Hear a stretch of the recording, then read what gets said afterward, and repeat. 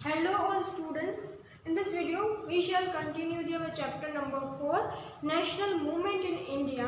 और हमने सबसे पहले इंट्रोडक्शन किया था कि भारत में अंग्रेजों का साम्राज्य 1857 से कैसे बढ़ा और तब से हमने शुरू किया क्या different types of movement because of independence. तो हमने इंडिपेंडेंस के लिए हमने बहुत सारे जो है मूवमेंट स्टार्ट किए थे, पर सबसे पहले 1857 में हुआ था स्टार्ट। हम boycott from the indigenous movement के बारे में बात कर रहे थे। हमने वाइस रॉय कर्जर की बात की थी। वाइस रॉय कर्जर थे वो बांग्ला के, उन्होंने दो पार्ट किए थे, एक तो west and the east Bengal. फिर क्या हुआ कि वहाँ पे जो लोग थे उन्होंने इसके खिलाफ मूवमेंट शुरू की। वहाँ के हिंदू मुस्लिम जो वो मिल गए, उन्होंने अपने भाईचारे का सबूत दिया। उन्होंने रक्षाबंधन वाला त्यौहार मनाया और हिंदू मुस्लिम ने साथ मिलकर रक्षाबंधन है वो मनाया। इस वजह से उन्होंने ये मूवमेंट थी उसको दूर करने का पूरा जो है कोशिश की उन्होंने, और ये पूरे कोशिश में उन्होंने कामयाबी हासिल कर ली। लास्ट में 6 ईयर आफ्टर 6 ईयर उन्होंने जो ये बांग्ला के दो पार्ट कर दिए थे वेस्टर्न ईस्ट, उसको वापस उन्होंने जोड़ दिया और जो ये डिवाइन एंड रूल था वो पॉलिसी यहाँ पे ख़त्म हो गई।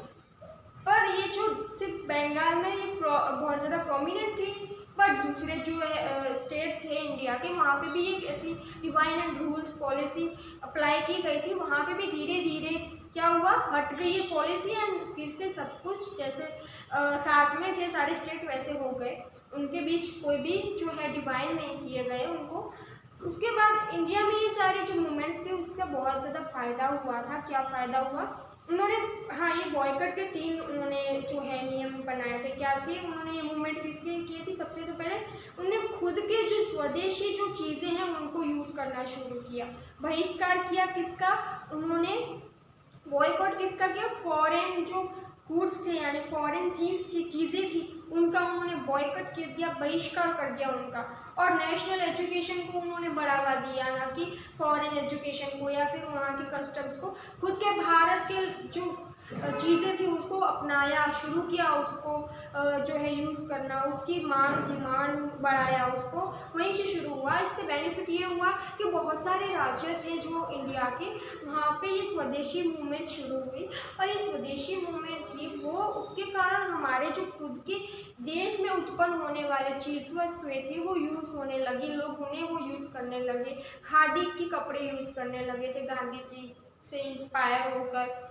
और जो बहुत सारे राज्य थे, स्टेट थे हमारे इंडिया के, वहाँ पे भी लोगों ने, गुजरात ने भी खुद के जो रॉ मटेरियल्स थे, या फिर मैनचेस्टर था हमारा जो भी अहमदाबाद पहले कहते थे, या फिर यहाँ पे जो भी मुंबई था या बंगाल था, कलकत्ता था, वहाँ से सारे जो हैं उन्होंने बहिष्कार किया वहाँ के ब्रिटिश की जो सारी चीज़ वस्तुएँ थी उनका।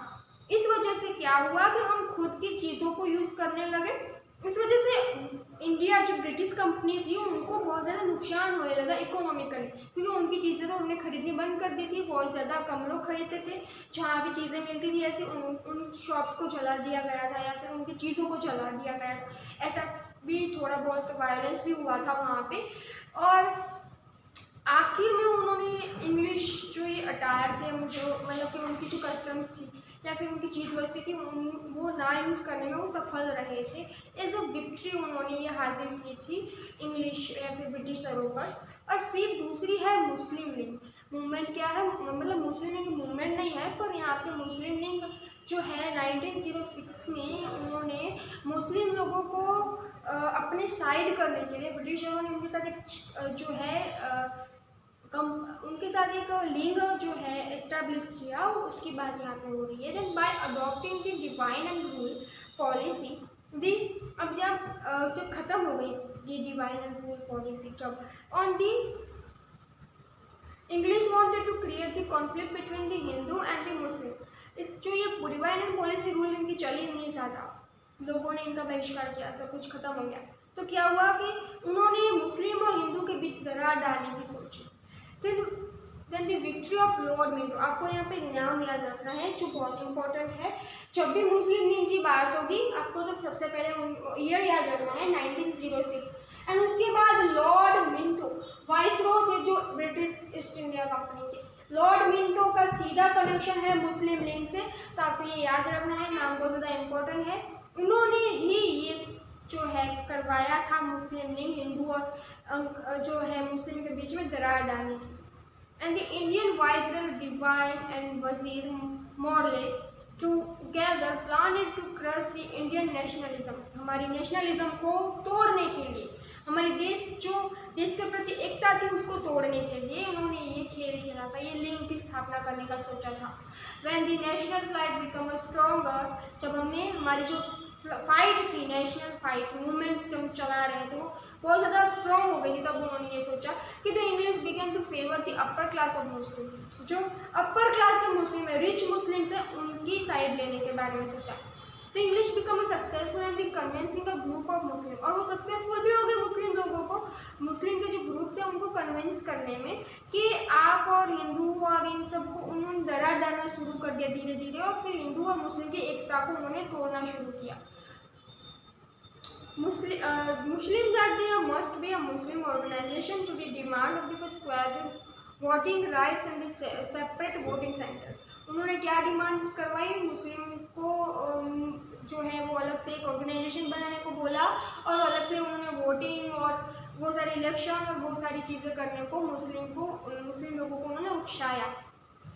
तो सबसे पहले फैक्टर हमारे यहाँ पे मुस्लिम और हिंदू में यहाँ से ही हमारे अंदर जो है एक दरार है वो डाली गई थी यहाँ से, नहीं तो हम हमारे पहले भी झगड़े हुए हैं नो डाउट कि मुस्लिम और हिंदू दो कॉमन झगड़े होते हैं, पर दरार कहाँ से पड़ी, यहीं से ब्रिटिशरों ने दरार डाली, और पाकिस्तान और हिंदुस्तान के बीच भी उन्होंने ही ये दोनों है पार्ट सफाए थे, नहीं तो पाकिस्तान और हिंदुस्तान एक थे पहले।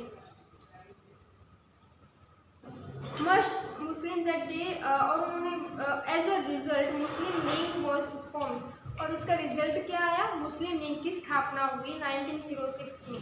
Religious head the Muslim Aga Khan, nawab of Dhaka Salimullah Khan, viceroy Minto and his personal minister Dunlop Smith had played an important role in the establish of this organisation. इन सारे लोगों का मेन पार्ट था इस ऑर्गेनाइजेशन को बनाने के लिए, आपको सारे नाम याद रखने पड़ेंगे। In order to stop the Muslim from attending the annual conference in the Congress, and the annual conference of the Muslim League was arranged the same day as of the Congress, thus the demand for the separate representation is not of the brainchild of the Muslim but that of the English policy। देखिए यहाँ पे भी उन्होंने खुद के benefit के बारे में देखा, उन्होंने शुरुआत तो मुस्लिमों से करवाई ये सारी चीज़ें, तो उन्होंने खुद का बेनिफिट उसमें डाला, हिंदू और मुस्लिम के बीच चल रहे झगड़े को और बढ़ाने के लिए और उनमें और दरार डालने के लिए उन्होंने अपना फ़ायदा देखने के लिए उन्होंने ये स्थापना करवाई, और ये जो लीग था उन्होंने उनमें जितने भी लोग जुड़े थे उनको और ज़्यादा जो है उकसाया था।